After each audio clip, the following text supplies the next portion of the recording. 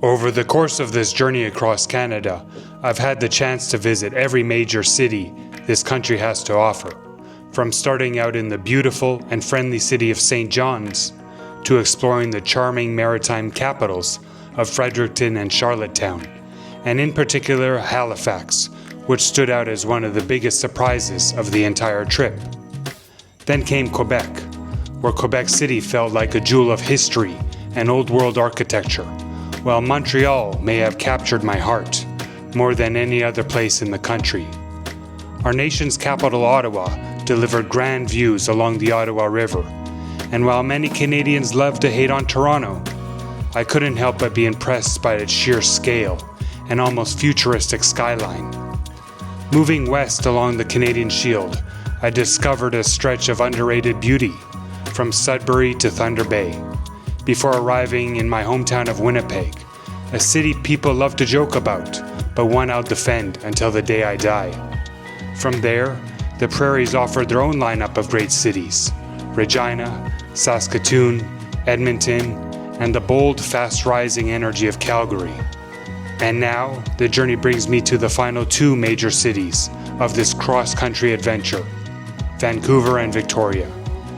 Vancouver already feels like it may be the most naturally beautiful city in Canada, surrounded by mountains, ocean, and endless green.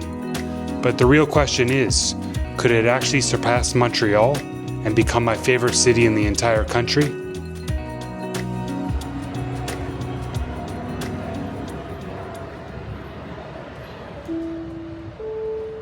The next train to arrive on the inbound platform is for Waterfront.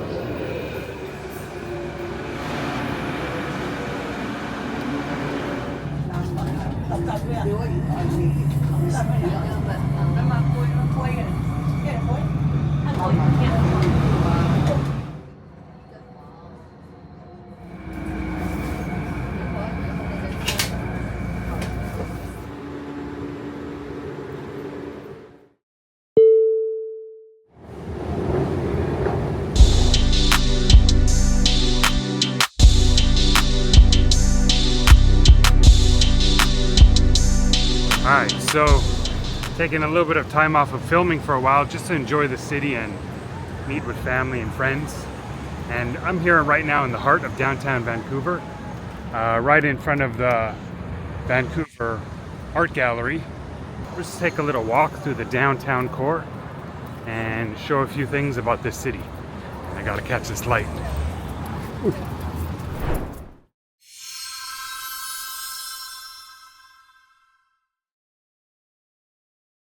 One of the first things I recommend when visiting a new city is to get high. No, not that kind of high, my friend. I mean getting up to a high vantage point. And the perfect spot for that is the Vancouver Lookout, just a few blocks from the art gallery. On the way there, be sure to check out the colorful alley between West Pender and West Hastings Street, a cool little hidden splash of color in the middle of downtown. Tickets run at about $20. And once you're up there, you're rewarded with sweeping 360-degree views of Vancouver, from Yaletown and BC Place to some cool-looking buildings on the east side. And on a clear day, you can see all the way towards Burnaby, as well as the beautiful harbour and North Shore Mountains. It's a great place to get your bearings. And one level above the lookout sits a revolving restaurant, where you could grab a meal or a fancy cocktail with a view.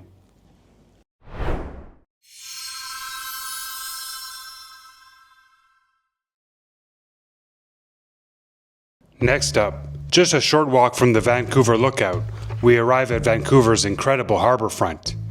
Here at Canada Place Terminal, there's always a buzz of activity, as massive cruise ships bound for Alaska are often docked along the waterfront. From there, you can stroll along the shoreline promenade and even hop on one of the seaplanes, or simply watch them either take off or land right on the harbour, with the North Shore Mountains rising behind them. It's easily one of the best vantage points in Vancouver, and this is also where you can hop aboard the sea bus, crossing the Burrard Inlet in just minutes to North Vancouver.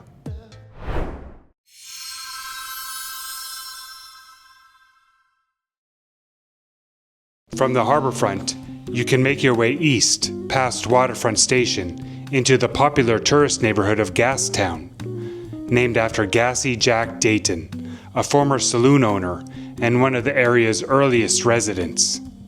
Today, Gastown is known for its historic steam clock, beautiful cobblestone streets, and a lively mix of shops, bars, and restaurants. Just south of Gastown stands the iconic Woodwards redevelopment, instantly recognizable by the giant W sign. Inside the complex, you'll even find a unique indoor basketball court tucked between some retail spaces. Nearby is Victoria Square, one of Vancouver's oldest public spaces, and overlooking it is the Dominion Building. When it was completed in 1910, it was actually the tallest building in the entire British Empire. Along West Hastings Street, you'll also find the New Amsterdam Cafe and the very chill Cannabis Culture Lounge.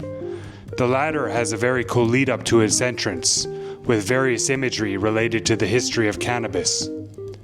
Both were founded by activist Marc Emery, who spent years campaigning for cannabis legalization, even serving prison time in the United States for his role in the movement.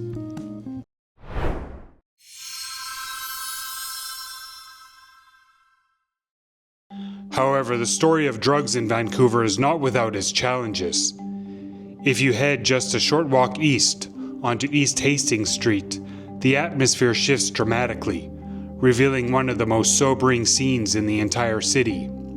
Here in parts of the downtown east side, visible addiction and homelessness are far more present. It's an area that many consider unsafe, and visitors should remain aware of their surroundings if passing through. At the same time, it also raises complicated questions about public health, social policy, and just how societies choose to confront or tolerate the reality of drug use.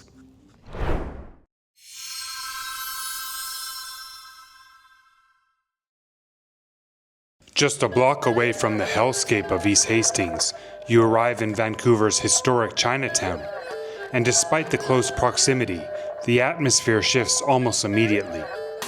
The Chinese community has been a part of Vancouver since the late 1800s, playing a major role in the city's early development. Today, Chinatown offers a wide range of restaurants and cultural storefronts to explore, but the crown jewel of the neighborhood is the Dr. Sun Yat-sen Classical Chinese Garden, a beautifully designed walled oasis tucked into the heart of the downtown East End. With its traditional architecture, koi ponds, and peaceful courtyards, it feels like stepping into an entirely different world, right in the middle of Vancouver.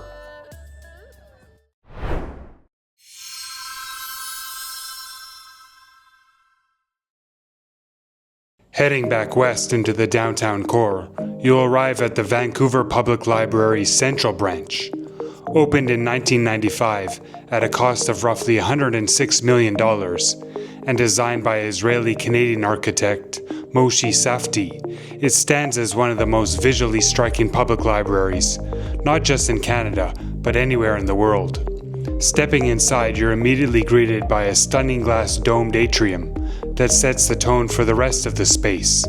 A multi-level interior filled with reading rooms, study areas, and quiet corners to browse or relax. The library spans 9 public floors, offering plenty of room to explore. At the very top sits the Peter K. Promenade, a rooftop viewing platform where you can take in more spectacular views of downtown Vancouver.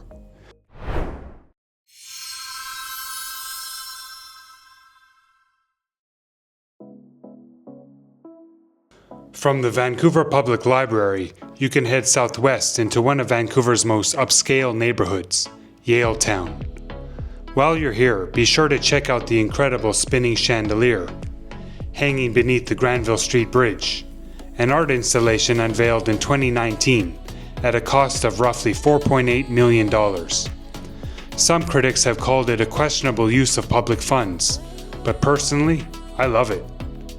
Yaletown is also the perfect gateway to Falls Creek, where you can explore the waterfront on foot, or better yet, rent a bike and ride the scenic seawall loop.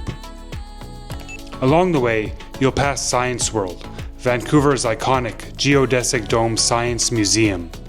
It's a fascinating stop for visitors of all ages, with interactive displays covering many interesting topics. From there, hop back on the bike and continue along the Falls Creek Loop, widely considered one of the most scenic urban cycling routes anywhere in the world.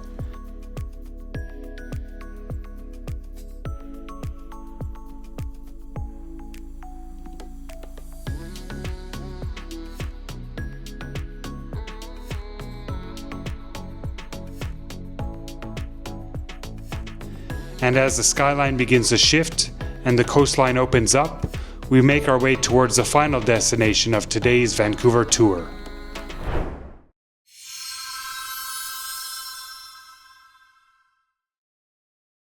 Granville Island was once an industrial zone, but in the 1970s, the government redeveloped the area into a vibrant public space focused on arts, culture, and community life.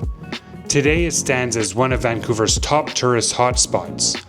While some may call it a tourist trap, it remains a must-visit for many, thanks to its eclectic mix of local shops, artisan studios, some great restaurants, and of course the famous public market, packed with an incredible variety of food options.